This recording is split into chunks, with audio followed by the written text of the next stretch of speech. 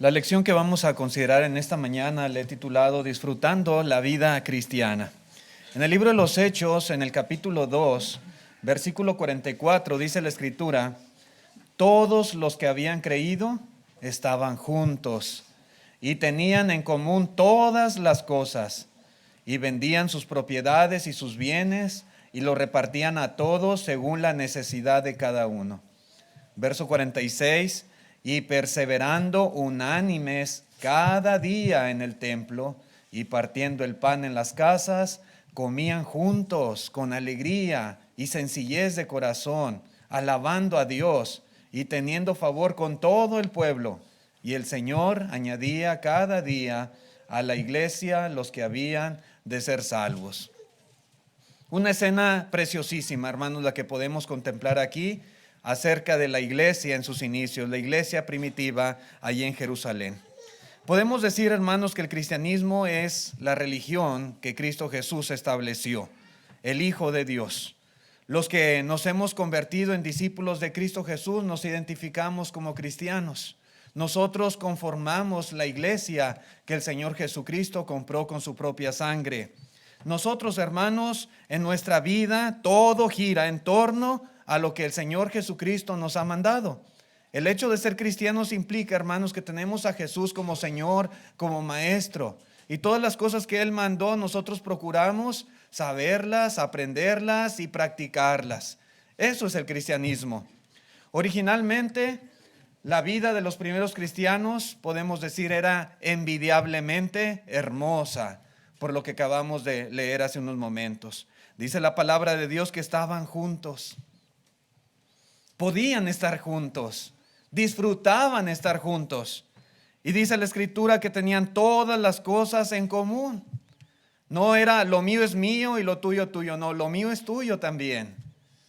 Así veían ellos sus pertenencias. Se amaban y se ayudaban mutuamente. Estaban dispuestos a sacrificarse por los demás, inclusive a vender algo que tenían para poder ayudar a otros que tuvieran necesidad. Estaban, dice la Escritura, cada día en el templo, siendo instruidos por los apóstoles. Dice la Escritura también que convivían en sus casas, comían juntos con alegría y sencillez de corazón. Y no solamente eso, estaban constantemente alabando a Dios. Y eran un buen ejemplo para todo el pueblo. Podemos decir, hermanos, que ellos disfrutaban su cristianismo con plenitud. Era una vida que les satisfacía, que los hacía felices. Y yo quiero decirles, mis hermanos, que 2000 años después debería ser lo mismo con nosotros. 2000 años después, todos los que conformamos la iglesia de Cristo deberíamos también disfrutar nuestra vida cristiana. Disfrutar plenamente nuestro cristianismo. La cuestión es, ¿lo hacemos? ¿Usted disfruta su vida como cristiano? ¿En realidad lo hace, hermano, hermana? Ese es el deseo de Dios, ese es el plan del Señor. Él dijo, yo he venido para darles vida y vida en abundancia. Y hermanos, la vida en Cristo Jesús es una vida plena y hermosísima, que deberíamos nosotros sentirnos satisfechos y felices de formar parte del pueblo de Cristo.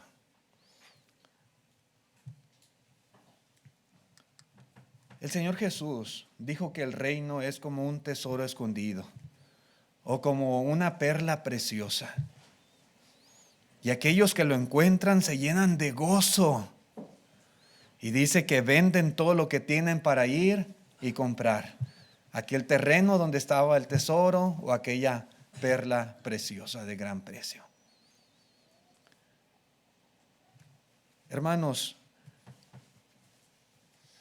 nosotros que hemos hallado y que hemos sido trasladados a este reino del cual el Señor Jesucristo hablaba, deberíamos de sentirnos felices, satisfechos, llenos de alegría, llenos de emoción.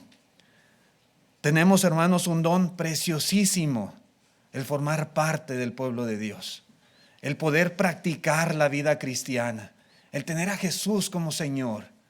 Y deberíamos de valorar esta vida que tenemos. ¿Por qué digo esto, hermanos? Porque a veces tristemente hay quienes cuya vida cristiana no les trae alegría, no les trae satisfacción. Sí, hermanos. Y no estoy generalizando, pero estoy diciendo que a veces sucede esto entre nosotros. Los servicios de adoración no llenan sus corazones de emoción. No es algo que siempre esté en ellos como un deseo de estar reunidos con la iglesia porque es el día del Señor, porque hay que adorar. Y no, al contrario, a veces muy fácilmente se ponen excusas para no estar reunidos para adorar a Dios. La vida general, hermanos que viven en la iglesia, muchas veces se les hace algo monótono y muchas veces ven poco beneficio para ellos en el hecho de ser cristianos. A veces pasa, tristemente, pero a veces sucede. Y yo, hermanos, no quiero que esto llegue a pasar con nosotros. Mi propósito es que disfrutemos nuestro cristianismo. Yo soy parte de la iglesia del Señor, usted lo es. Y que nos sentamos emocionados en cuanto a todo lo que tiene que ver con nuestra vida en Cristo. ¿Por qué alguien puede pensar así? ¿Por qué alguien puede pensar que no, pues yo no le hallo mucho beneficio en ser cristiano? La mera verdad no es algo que me satisfaga, que me emocione, no es algo que yo halle mucho bien para mí. ¿Por qué alguien puede llegar a tener estos pensamientos? ¿Dónde estará el problema, mis hermanos? ¿Por qué para muchos esto llega a ser algo aburrido? ¿Cómo alguien puede cambiar esa mentalidad de aburrimiento y monotonía? ¿Cómo se desarrolla un sentimiento de gozo profundo por la vida cristiana? ¿Cómo? Vamos viendo, hermanos, algunos puntos muy sencillos, 3 puntos muy básicos, muy elementales que yo creo que pueden ayudarnos a veces a cambiar nuestra mentalidad o a disfrutar de mejor manera nuestra vida en la iglesia. Una cosa es recordar siempre el amor de Cristo.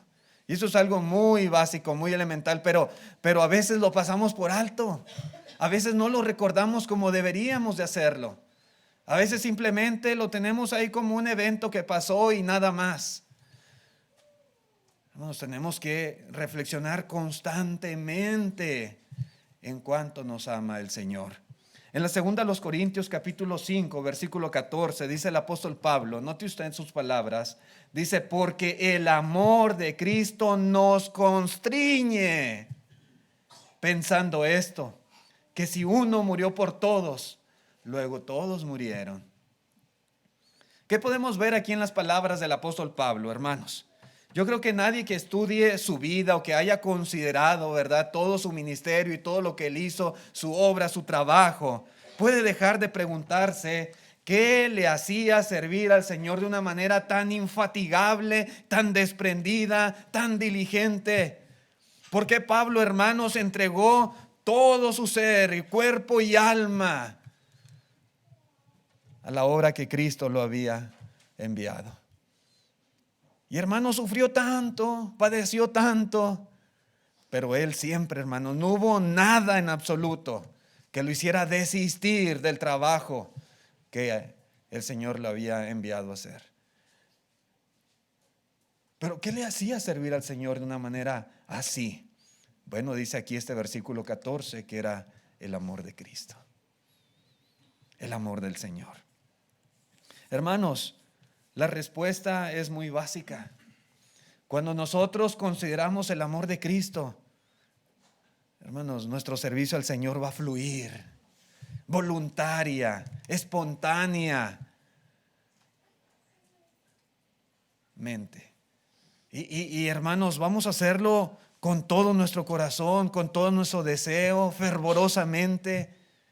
La Biblia de las Américas dice, pues el amor de Cristo nos apremia,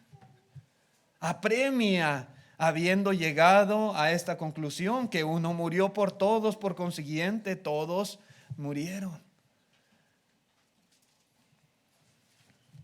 Hermanos, es su amor lo que nos apremia. Es el amor de Cristo lo que nos controla. Es el amor de Cristo lo que nos mueve adelante a servir con entusiasmo, a servir con dedicación. Si no tuviéramos, hermanos, el amor de Cristo, todo se derrumba. Todo pierde sentido. No habría razón alguna para estar aquí adorando a Dios. No habría razón alguna para trabajar en nuestro servicio práctico en la obra del Señor. Si Cristo no nos hubiera amado, si no nos demostrara cada día su amor. Pero Él nos ama. El amor que hemos recibido del Señor es muy grande, es infinito. Nadie jamás nos ha amado como Él. Hermano, hermana, nadie le ha amado como Él. Nuestro cónyuge no nos ha amado como Cristo nos ha amado. Nuestros padres no nos han amado como Cristo nos ha amado. Nuestros hijos no nos han amado como Cristo nos ha amado. No. Es infinitamente grande. Pero hermanos, cuando olvidamos su amor, cuando no estamos plenamente conscientes de lo que Él hizo por nosotros, cuando por ejemplo no leemos la Biblia en cuanto a su vida, su ministerio, su obra cuando estuvo aquí en esta tierra, cuando no consideramos todo aquello de lo cual Él se tuvo que despojar para poder venir a este mundo, cuando hermanos, nosotros pasamos por alto sus sufrimientos, su muerte en la cruz, la sangre que Él derramó por nuestros pecados. Cuando, por ejemplo, participamos de la Santa Cena y no estamos haciendo memoria de su muerte, de su sacrificio, a veces nuestra mente está en otro lugar, pensando otras cosas. Entonces, cuando estas cosas suceden, la vida cristiana va a carecer de todo sentido, va a carecer de motivación. No habrá que nos constriña, no va a haber algo que nos apremie, viviremos aburridos. Y hermanos, no nos esforzaremos ni disfrutaremos servir a Cristo. Todo va a ser tedio, todo va a ser frustración, todo va a ser fastidio. Porque, hermanos, esas cosas que han sido dejadas para que constantemente estemos recordando lo mucho que Cristo nos ama, a veces no le dedicamos el suficiente tiempo, la suficiente atención. ¿Por qué? ¿Por qué Cristo, hermanos, mandó que recordáramos su muerte a través de el pan, a través del jugo, que recordáramos esa comunión que tenemos con Él y que recordáramos su sacrificio y que lo hiciéramos cada primer día de la semana? ¿Por qué? Hermanos, porque esta es la motivación más grande que un cristiano puede tener. Está recordando constantemente todo lo que el Señor hizo, todo su amor por nosotros. ¿De qué manera lo expresó? Hermanos, eso es lo que nos constriñe, lo que nos apremia, lo que nos controla, lo que nos motiva a poder servirle. Eso es. Dice el apóstol Pedro en la primera carta, capítulo 2, versículo 24, dice: quien llevó él mismo nuestros pecados en su cuerpo sobre el madero, para que nosotros, estando muertos a los pecados, vivamos a la justicia, y por cuya herida fuisteis sanados, porque vosotros erais como ovejas descarriadas, pero ahora habéis vuelto al pastor y obispo de vuestras almas. Sí, hermanos, la agonía del Hijo de Dios no fue por causa de sus propios pecados, porque Él no tenía. Él fue perfecto en toda su forma de vivir, siendo hombre, siendo Dios, pero a la vez también siendo de naturaleza humana. Y Él fue perfecto en todos sus caminos. Él no tenía ningún pecado por el cual pagar de esa manera. Sin embargo, todo lo que Él experimentó, todo lo que Él sufrió, fue para poder salvarnos a nosotros. Tenemos, hermanos, que recordar que fue por nuestros pecados que Él fue clavado en la cruz, que fue por nuestra redención, que Él sufrió todas esas torturas, que fue para llevarnos al cielo, que Él se ofreció como expiación.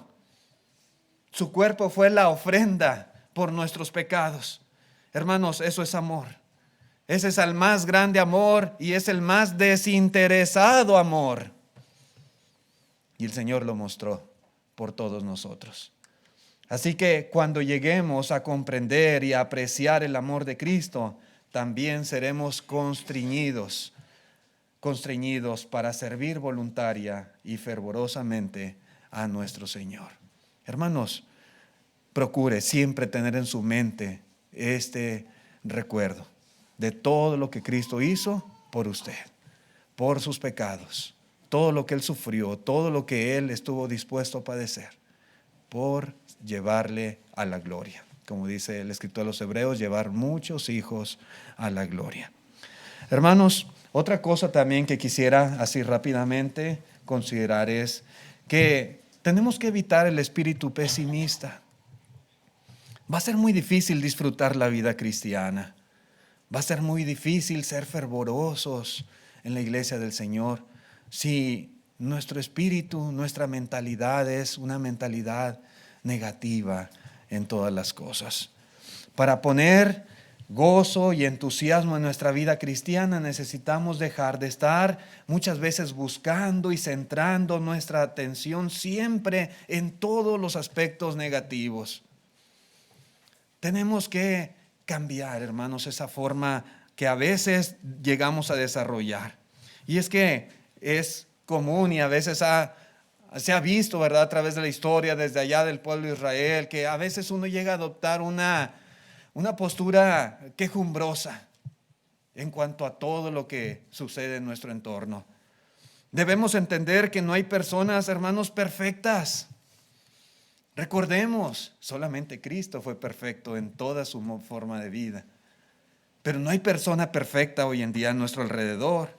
No hay predicador perfecto. No hay ancianos perfectos.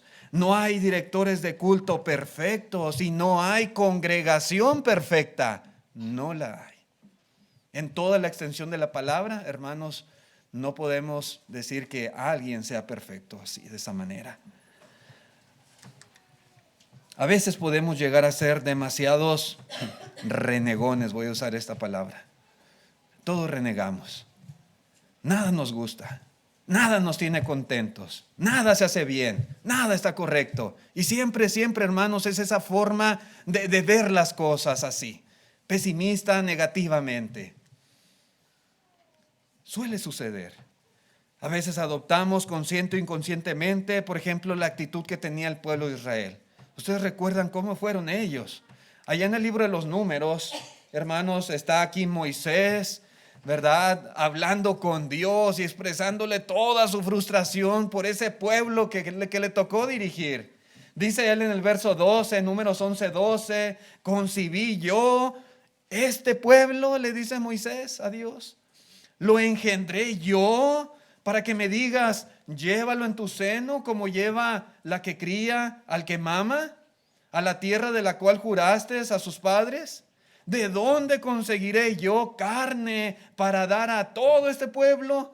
Porque lloran, note usted, lloran a mí diciendo, danos carne que comamos.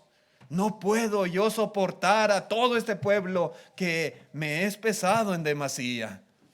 Sí, hermanos, fue una carga bien difícil para Moisés. El poder estar lidiando, soportando todos los días a un pueblo quejumbroso. Con nada estaba satisfecho, nada les agradaba. Dios los cuidaba, Dios estaba con ellos, Dios proveía para ellos el sustento. Les cuidaba, les protegía, aún del sol. Aún, hermanos, su calzado, su ropa no se desgastaba. Dios proveía, Dios no los iba a dejar morir de hambre.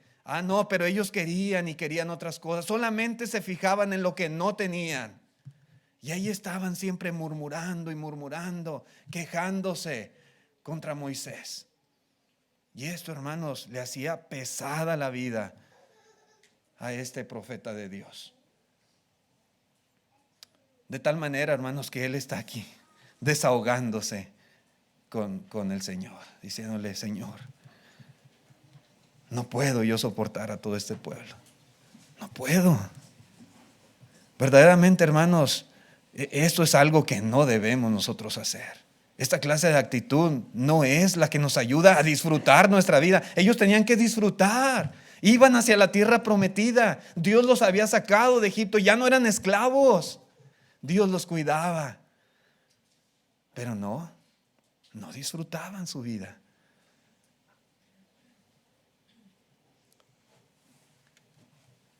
No eran felices, hermanos, a pesar de que lo tenían todo.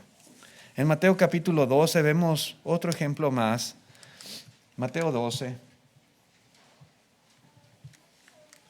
Dice en el versículo 1: en aquel tiempo iba Jesús por los sembrados en un día de reposo, y sus discípulos tuvieron hambre y comenzaron a arrancar espigas y a comer.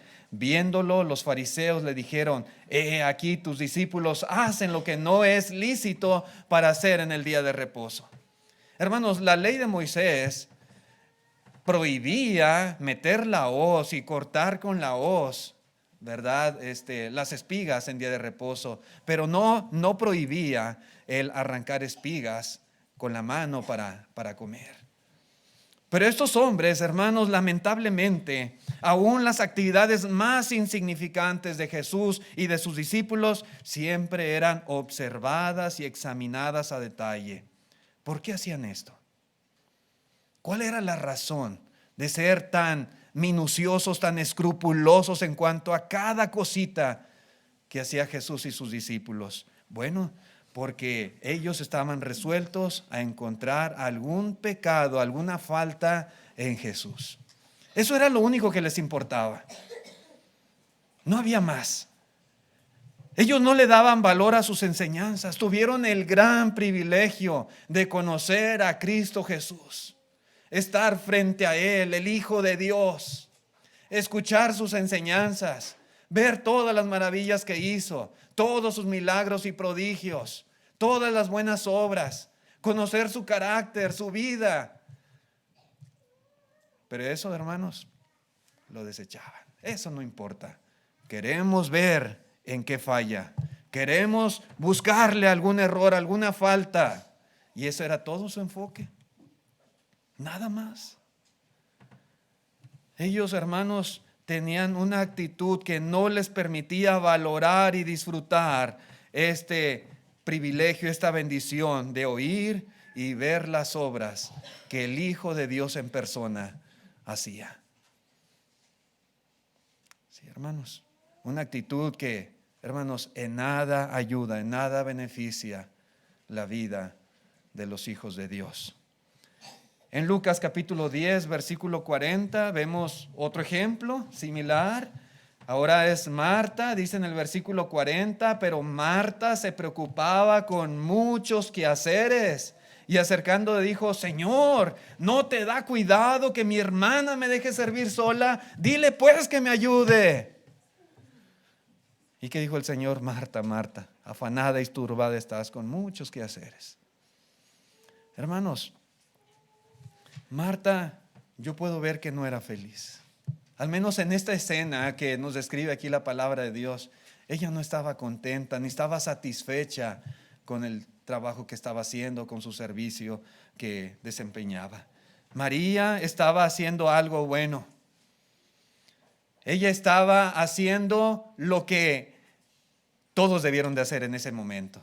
Si el Señor Jesús está hablando, está enseñando, está instruyéndolos con su palabra, ella hizo lo que todos tenían que estar haciendo: estar sentado a sus pies, escuchando con atención. No había mejor manera de aprovechar el tiempo en ese momento. Pero Marta, hermanos, se quejaba de su hermana. Era en lo único que se fijaba, en lo único que ella se enfocaba. Ella no decía: ay, qué bueno que mi hermana está, yo ando bien ocupada, pero qué bueno que ella está aprovechando. Qué bueno que ella está aprendiendo. No, eso no lo veía. Ella veía nada más: no me está ayudando, me deja sola, yo tengo todo el que hacer, todo el trabajo, yo tengo que estar atendiendo. Y está allá sentada escuchando a Jesús. Así, ese era su pensamiento. Nada más veía el lado negativo. Hermanos, estas actitudes, repito, no nos dejan ser felices. No ayudan, no contribuyen a disfrutar nuestra vida en Cristo. En Marcos capítulo 14, versículo 4, dice la palabra de Dios: y hubo algunos que se enojaron dentro de sí y dijeron: ¿para qué se ha hecho este desperdicio de perfume? Porque podía haberse vendido por más de 300 denarios y haberse dado a los pobres. Y murmuraban contra ella. Pero Jesús dijo: dejadla, ¿por qué la molestáis? Buena obra me ha hecho. Y aquí vemos, hermanos, a María nuevamente, ahora ungiendo al Señor en casa de este Simón. Y este perfume sí valía mucho dinero. Y tal vez ella pudo usarlo para ella, o pudo haberlo vendido y guardado el dinero, o pudo inclusive haberlo donado para ayudar a los pobres. Pero ella prefirió hacer algo muchísimo mejor con él. Prefirió quebrar ese frasco y derramar todo su perfume en Jesucristo, ungirle de la cabeza a los pies. Pero los que estaban ahí no veían este detalle. Ellos no decían: qué bueno que hizo esto María. Mira, qué buen detalle de ella. Este perfume tan caro, tan fino, y cómo estuvo dispuesto a donarlo para el Señor. No, ellos no veían eso. Ellos veían: qué desperdicio. Para ellos el haberlo usado para ungir a Cristo Jesús era un desperdicio, un despilfarro de dinero. Y en eso se enfocaban y murmuraban contra ella. Pero Jesús la defiende. Déjenla, déjenla, porque buena obra me ha hecho. Hermanos, ella ungió el cuerpo del Señor. Cuando Jesús es crucificado, cuando Él muere, José de Arimatea y Nicodemo apresuradamente tomaron el cuerpo del Señor, lo envolvieron y pues ya estaba para comenzar el día de reposo y no hubo tiempo de ungirlo como era la costumbre. El primer día de la semana, muy de mañana, aquellas mujeres van con especies aromáticas y ungüentos para ungir su cuerpo, pero el Señor ya no estaba en la tumba. Pero esta mujer ungió su cuerpo en vida y eso tiene muchísimo más valor. Pero aquellos hombres no veían esto. Ellos simplemente la criticaban, murmuraban contra ella. ¿Por qué cito todos esos ejemplos, hermanos? Porque yo quiero decirles que jamás disfrutaremos, jamás estaremos satisfechos en la vida cristiana cuando nuestra actitud es semejante a la de todas estas personas. No se va a poder. Si acaso tenemos un espíritu pesimista, necesitamos cambiar. Como decimos a veces, cambiar el chip, ¿sí? Ser diferentes. Tener otra mentalidad, ver constantemente lo negativo, quejarse continuamente no hace feliz a ninguna persona. Vivirá frustrado, vivirá amargado. Hermanos, necesitamos una actitud diferente a la de todas estas personas. Una actitud, por ejemplo, como la de Pablo. El apóstol Pablo, hermanos, tenía otra mentalidad. Dice allá en Filipenses capítulo 4, versículo 11, dice él: no lo digo porque tenga escasez, pues he aprendido a contentarme cualquiera que sea mi situación. ¿Así era el pueblo de Israel? No. Ellos exigían: y queremos carne, y queremos esto, y queremos lo otro. No, dice Pablo: yo he aprendido a contentarme. Yo soy feliz. Soy feliz independientemente de la situación que yo esté viviendo. Sé vivir humildemente y sé tener abundancia. En todo y por todo estoy enseñado, así para estar saciado como para tener hambre, así para tener abundancia como para padecer necesidad. Todo lo puedo en Cristo que me fortalece, dice él. Todo. En el versículo 2, capítulo 2, verso 14 dice: haced todo sin murmuraciones y contiendas, para que seáis irreprensibles y sencillos, hijos de Dios sin mancha, en medio de una generación maligna y perversa, en la cual resplandecéis como luminares en el mundo. Así debe ser nuestra vida, no quejándonos, no murmurando, no peleando. Esas cosas no contribuyen para disfrutar nuestra vida. Al contrario, muchas veces eso, hermanos, simplemente hace decaer nuestro espíritu, nos desanimamos y al tiempo a veces pasan cosas que no queremos que pasen. Algunos se van y se van quejándose porque eso y por el otro. Y hermanos, necesitamos cambiar nuestra mentalidad. Otra cosa, sí, hermanos, que yo creo es muy importante para disfrutar nuestra vida es invertir en la vida espiritual. Si no hacemos esto, hermanos, no vamos a disfrutar nuestro cristianismo. A veces estamos dispuestos a invertir en una casa, invertimos mucho dinero en ello, invertimos en algún negocio que queremos emprender, está bien. Invertimos en unas buenas vacaciones, bueno, está bueno, ¿verdad? Pero espiritualmente nada proporcionará mayor satisfacción que invertir en todo aspecto de la vida cristiana. Y hay cosas, hermanos, muy prácticas, cosas muy prácticas en las cuales deberíamos de invertir todos nosotros. Por ejemplo, en el estudio de la palabra de Dios. Aquellos que no invierten tiempo en estudiar las Escrituras, hermanos, no van a vivir la vida cristiana de una manera plena. No van a sentir esa emoción, ese deseo, porque no hay la motivación. Necesitamos estudiar la palabra de Dios. Dedique tiempo a la lectura. No se conforme solamente con el domingo y el miércoles. Dedique un poquito de tiempo en sus ratos libres, así como dedicamos tiempo para otras cosas, ciertos pasatiempos, ciertas cosas que a veces nos gustan, así dedicamos también un poquito de tiempo para el estudio de la palabra del Señor.